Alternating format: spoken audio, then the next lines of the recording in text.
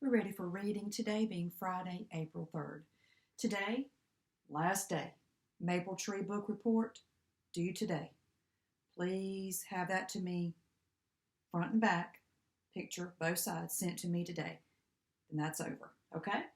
So today we're going to start on page 86 today, and we're going to read through page 90. We're going to have a short reading time today.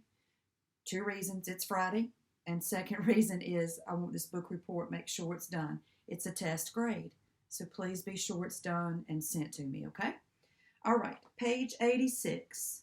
You finished up All Because of an All that we started reading yesterday.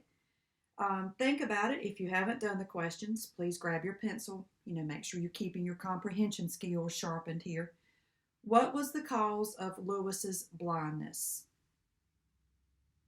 His eye became infected from an accident with an awl. That's right. He had an infection when the awl slipped. Yep. Number 2, what idea did Lewis have after he heard an army captain speak? He could use dots to make an alphabet code. That's correct. You can see them there at the top. Number 3, what is this new way of reading with dots called today? Braille. That is correct. Number 4, why do you think the author gave this story the title, All Because of an Awl? That's right, because the awl was the reason for the blindness. That's right. And if that hadn't happened, then he would not have been able to discover this process for reading for the blind. That's right. Proverbs 3:5-6 says, trust in the Lord with all thine heart, and lean not unto thine own understanding. In all thy ways acknowledge him, and he shall direct thy paths. We just have to trust. We may not understand, but we have to trust. Okay, page 87, Taylor's Mountain Vacation. At the top, the dig deeper. This story teaches a valuable lesson. To find the main idea, ask yourself why the author wrote this story. Be ready to put the main idea into your own words to write a summarizing sentence. I think we have a lot of practice with summaries, don't we? The author uses a simile to describe fireflies. Can you find it? Keywords to watch for: kayaking and macaroni. Our character themes for this story will be optimism, family, and contentment. Optimism means just try to look on the bright side. That's right. And content means to be happy with what we have. All right, Taylor's Mountain Vacation by Bethany Roberts Urbina. She's back to us here. So here's a little introduction. Sometimes life does not go the way you had planned. Sound familiar? Mm-hmm. In this story, Taylor and her family are headed to the mountains for a vacation. What will Taylor do when things don't turn out quite as she had expected? Okay, so page 87. Hundreds of tall trees and mossy rocks passed by as Taylor gazed out the car window. Are we there yet? She asked for the 3rd time. Almost, said Dad. If this map is right, there's only one more turn. Taylor squirmed and grinned at her brother Matt. Even though he was much older than she was, Matt was just as excited about this trip.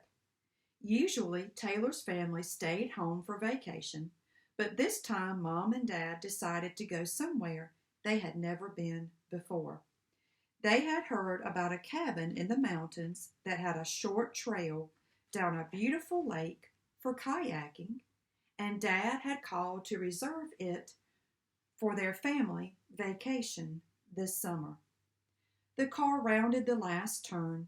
Taylor could barely keep still, but as they pulled up to the driveway, everyone in the car became very quiet. They looked out the window at their cabin. It's not quite like the picture, is it? Said Mom. No, Taylor's thoughts blared. The right window was cracked, the porch was covered in dead leaves and twigs, and the stair railings were missing pieces. No, this was not at all what Taylor was expecting. "What a dump," said Matt. "It sure looks like it," said Dad. "But do you know what? We're going to make the best of it." Mom gave Dad a small smile. Then she put one arm around Taylor and the other around Matt. "Dad is right," she said. "There's no reason we can't still have a fun vacation. Let's be thankful for this time we have together as a family." Taylor did not want to feel thankful. She wanted to pout or cry. She had been looking forward to this vacation all spring. She watched as Matt grinned at Mom and began to help Dad unpack the car. Then her grumpiness melted away. "I won't pout," she thought to herself. "I'm sure we can have fun, even in this old cabin." When the last of their bags were out of the car, When the last of their bags were out of the car, Taylor followed her family into the old cabin. On the inside, it didn't seem so bad.